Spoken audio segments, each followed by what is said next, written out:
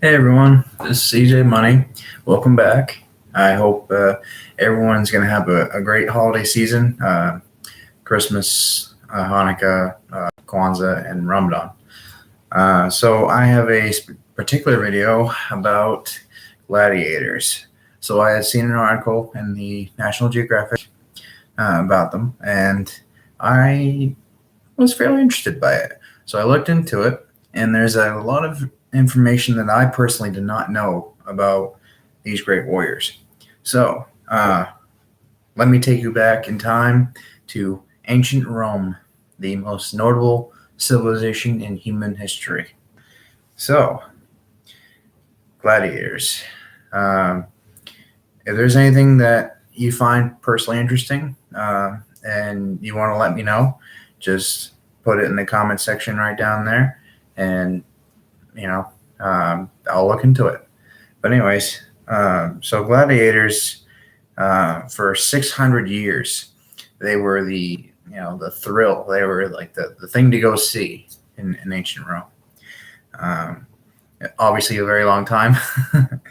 But there's a lot of misconceptions when it comes to like who they were. So these gladiators were actually either three things.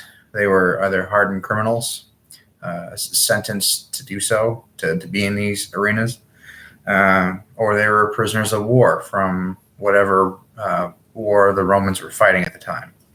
Um, it's actually quite interesting to me that I didn't know this, but gladiators were actually at the bottom of the hierarchy in Roman society. Most were even slaves, whether it be indentured servitude or they were actual slaves. Like they had no freedom, no rights whatsoever. They probably signed their life away to somebody. Uh, who knows? But anyway, so gladiator combat had typically lasted about 10 to 15 minutes long. Right? So short, sweet, to the point, and it was very brutal, very ugly, and the crowd loved it. Obviously, it says a lot about the Romans. I'll get to that in the end of the video. But statistically speaking, the odds probability about 9 out of 10 people would have survived gladiator combat. For the unlucky 1 out of 10 that were brutally maimed, slaughtered, yet the verbiage goes on.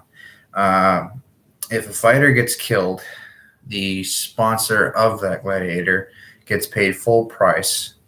Oh, no, I'm sorry. I'll reword that.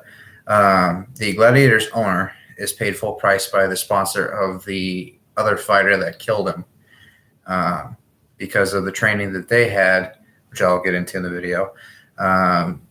And that training gives them monetary value, which is kind of an interesting way to look at it as to how military training or combat training in general gives you as a person monetary value. Not keep in mind, a lot of these gladiators were enslaved. They were at the very bottom of hierarchies, hierarchical society. Tongue twister. Anyways, so there were 8 types of gladiators, and there's one for you ladies out there. It is called the gladiatrix or gladiatresses, the plural version. So the gladiatrix is essentially the female gladiator. I am going to post a separate video about that, but not much is known about them, but they were quite effective in their time. Very good fighters. Obviously, I will get to that in another video. So the other ones are the provocateur. All right, so disclaimer, this is Latin, so I might butcher the pronunciation. Bear with me here. Anyways, provocateur, the murmillo, the thorax, something like that, the secutor, Retiaris, the gladiatrix, Equus, and the Hoplomachus. So the Hoplomachus is the warrior that tends to reflect on how the Greeks, in their shields and their armor and their weapons, tends to reflect them and their society. And the Equus, or Equus, however you pronounce it, they were essentially horseback gladiators. They started the fight on the horse, spears, javelins, what have you, and then they would dismount the horse and finish the fight, which is kind of interesting, really. I thought it was on foot the entire time. But some most notable gladiators, one of them comes to mind. I'm sure you've seen the Showtime adaptation of it, Spartacus. There will be another video about him coming soon. So, on the other hand, the most famous gladiatrix or gladiatresses were two females, Achillea and Amazon. I will do my other video on Achillea. Two others to follow are the most successful gladiator would be Flamma, an undefeated gladiator. He never lost a fight.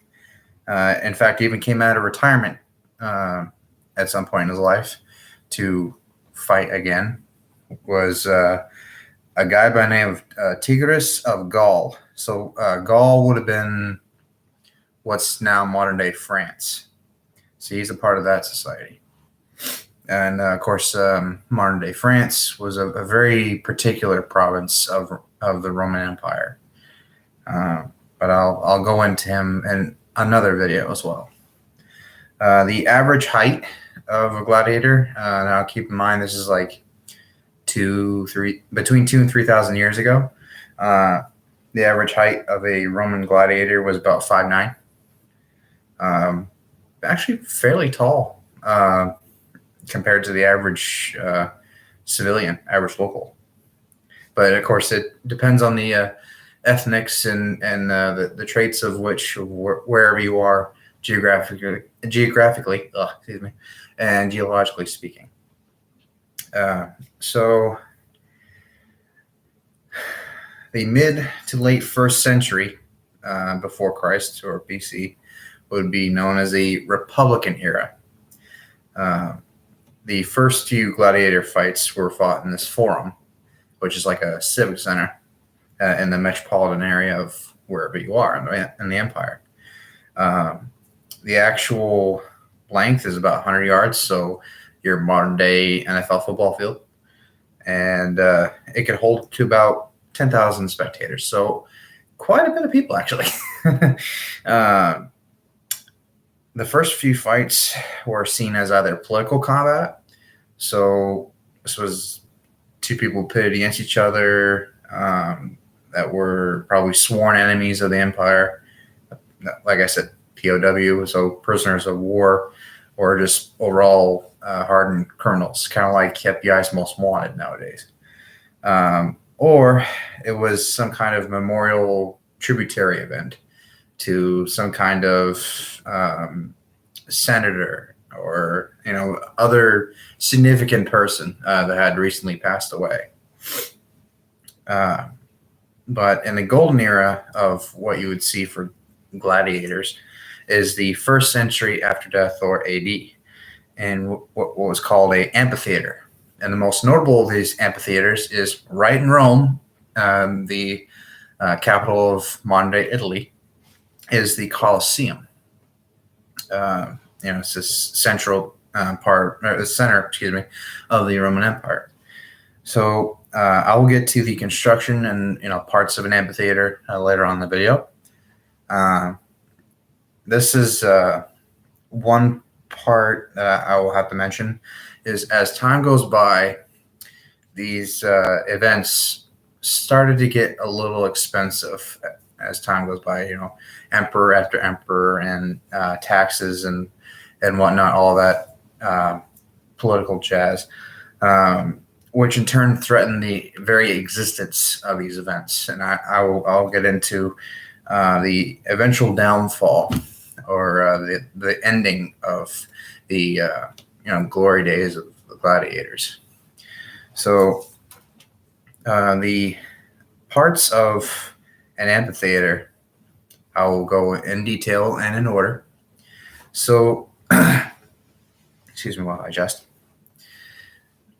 The very top part. Now keep in mind, some amphitheaters are built differently, and this is based off of wherever you are geologically speaking, the terrain and how you can mold it around that. An amphitheater is obviously the prefix amp has to amplify, right?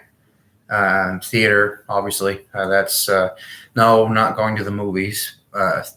Theater is the other definition. It's where public events would occur and in front of the masses. So, an amphitheater, is a open air venue where all these public events would happen with raised seating. So there's certain levels, and I'll get to that in just a second.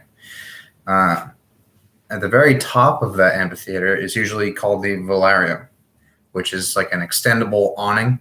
It kind of offers shade. It gets hot, and Italy is known to be a fairly arid terrain climate part of the country. Part of the world. And even though these combat events happen in 10, 15-minute intervals, there's actually a lot that goes into the day, like the typical day of a coliseum and the area around it, and I'll get to that as well. Moving along. So there are three types of the next few levels called a cavea. So a cavea is a horizontal section, and it's like an enclosure. It's a concentric rows of one, two, three of stands that are supported by arches or they're dug out of the hillside. Now, like I said, it depends on the geological terrain and how they can mold the amphitheater backside to whatever the earth looks like. And there are three types of this cavea or what have you. The top level is this summa or summa. That's typically reserved for women and children. Keep in mind that Rome was a patriarchal society.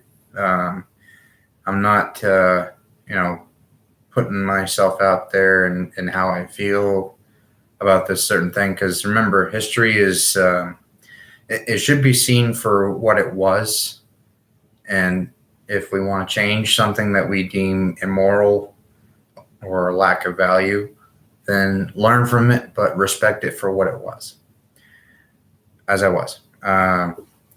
So that section was typically reserved for women and children. The next section was typically the general public, but mostly reserved for men. That would be the immediate cavea, which is kind of interesting how we gained that word from Latin, media, as I was saying. Next would be the ima cavea, or ima. That is typically reserved for the upper echelons of society. That'd be your Roman Senate, your Roman nobles in the kind of feudal system of ancient Rome. Obviously, you have the emperor, and if he did attend these events, there's typically like a box, kind of like the president's box in the Ford Theater in Washington, D.C., in that kind of context. That's typically reserved for him. The front row of these sections is usually called the prima cavea. The last row is called the cavea ultima. Each cavea is divided by a cuneus, or in plural version, the cunae or cunei, which is a wedge-shaped division between each, and that's separated by scalae or scalae, what have you, which is basically Latin for a stairway. So you have these wedge sections, where people can sit, um, and they're divided by stairways going down vertically. And then you might laugh at this one, but obviously the prefix is the derivative term for Latin that literally means to spew forth. It's called the vomitorium. It's the arched entrances at the arena level, which are usually just below the, I believe it's the last row, which is the cavea ultima. This is how the warriors and others, especially in the pampa, which is a procession of participants as well. And these participants are usually political and religious figures. That happens typically early in the morning. I'll get to that in a bit.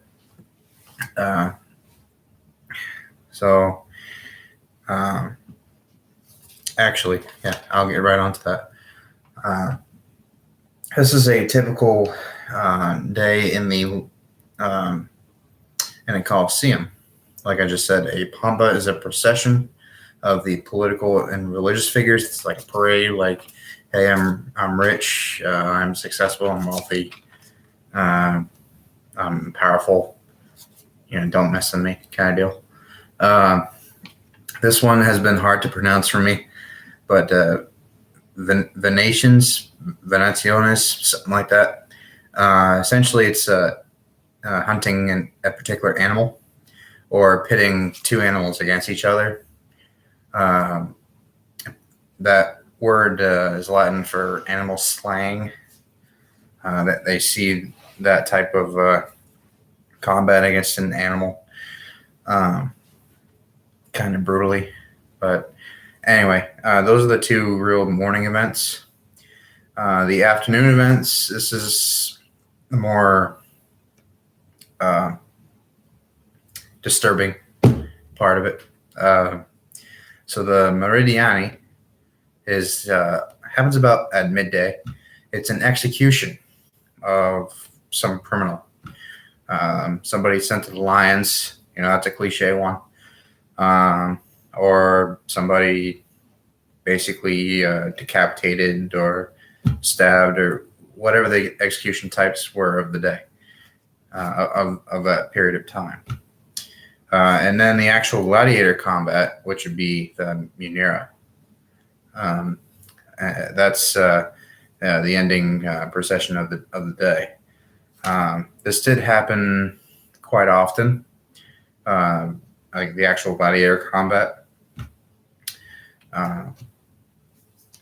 And in some cases, there'd be troops of people, not troops as in like soldiers, but troops as in like entertainers, that sort of thing.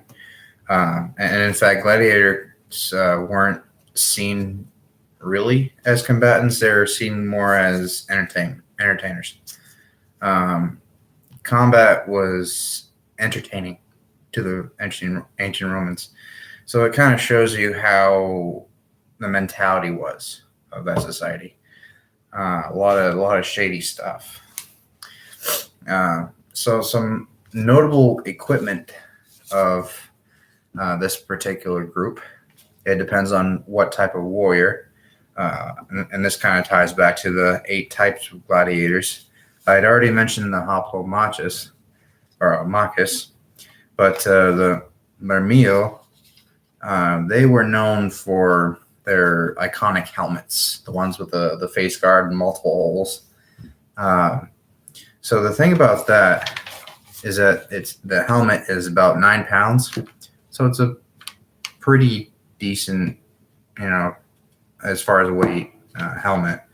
It's about 8/10 inches thick, as far as strength, and that isn't compared to the average Roman legionnaire of the time, Roman soldier equivalent um, of their helmet. Theirs was about 4.5 pounds and uh, 4/10 of an inch thick. So it's significantly larger and heavier, larger in strength and heavier than the average Roman soldier's helmet. Sometimes they had on their arm these arm plates that are made out of steel and what other material they could get that was strong. They had this thing called a Galaris or Galarus or however. That's a very huge shoulder guard that could go up to about nose level. That is also commonly seen on the Rudiaris, which is another type of warrior. The Thrax, what have you, although they typically had the gladius, which is a type of sword from that era. Now, ancient Rome, falls under the Bronze Age, if I'm correct. Correct me if I'm wrong, but I can verify that to be sure. And the gladius was what you would typically imagine a sword of that time would look like. But they were known to carry a curved sword. It's a little tinier than a gladius. It's called a sica or a sika. And then a retiaris or retiaris, or yet again, this is Latin. I'm probably going to butcher the pronunciation. They were known for the cliche, the trident, Neptune's spear kind of deal, a small dagger, and a weighted net. So the strategy of that is typically they throw the weighted net on their opponent and then proceed to stab them to death. Like I said, gladiator combat can get very brutal, and some people do die in the event of it. It's not meant for people to die, but the way they saw it was accidents happen, man. It's the way it is. So the training of these gladiators, which really should be meant to prevent death of that, but that's just my 2 cents on it. It's called a ludus, training school. In other words, they usually are under the watchful eye of their managers or their owners if they're enslaved, excuse me, or which is called a lariste or a laristai. And they do like self-care, combat techniques, familiarization with their weapons, etc. It's whatever you would picture a typical combat training school to be of that time period. And the main thing about gladiators is the interpretation of them in general. Although divided in view by many historians, gladiators and their legacy have been viewed as distractions. The entire event was some kind of cookie crumble the crowd away from what actually is happening. And in ancient Rome, especially in the later years, about the time of the Roman Emperor Julius Caesar and several others as well, Caligula, Nero, you name it. Their autonomy as an imperial rule was crumbling. Everybody wanted that entitled power that was, I believe, like a birthright into it, but it's a very complex situation. I could go all day about that. So it's like I said, it's not easy to really decipher, but just generally speaking, um, the autonomy of that was uh, very complicated and shady, and just how everything went down. And obviously, you know how the Roman Empire eventually fell at the hands of a group called the Huns. Um, but in contrast, some argue that these events reflect virtues like courage, honor, bravery, the whole shebang, whole 9 yards. You've heard them all. But they could also prey on the unhealthy obsessions with quote unquote bread and circuses, which is kind of like a bloodlust for something entertaining. Yet again, that kind of plays on the mentality of the ancient Romans. Gladiators were mostly recruited and trained, like I mentioned previously, in these schools, Ludi Gladiatorum, under their managers, Lannis Day or Lannis Die, however you pronounce it. Or if they were enslaved, their owners typically handed them over to these trainers, and proceeded to learn how to become gladiators. So the games is what they're called. These events, or what they were coined as. These games were banned in the year 325 CE by the Emperor Constantine. So Constantine was kind of dubbed the first Christian emperor. This is when Rome started to adopt more on Christianity rather than their Roman pagan beliefs of old. And in fact, the reason why he banned them is because he feels that the games were on the grounds of being no place for that in a time of what he believed was civil and domestic peace, which was horribly wrong, horribly inaccurate. But like I said, he was trying to disband the whole thing that's going on for whatever reason. And the reason why I say that is because although there's no current evidence to suggest these humanitarian reasons for stopping the gladiator games, I'm not denouncing what they did, nor am I saying hell yeah, let's kill somebody kind of deal. But when Christians started becoming the dominant religion in Rome, that's when things started to follow more into their mentality. Nonviolence, obedience to God, what have you. So things obviously drastically changed up until the fall of the empire, and it even branched out through the years up until today.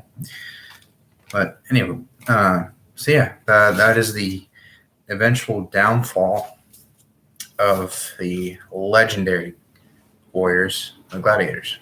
Thank you, and have a great holiday season. This is CJ Money, out.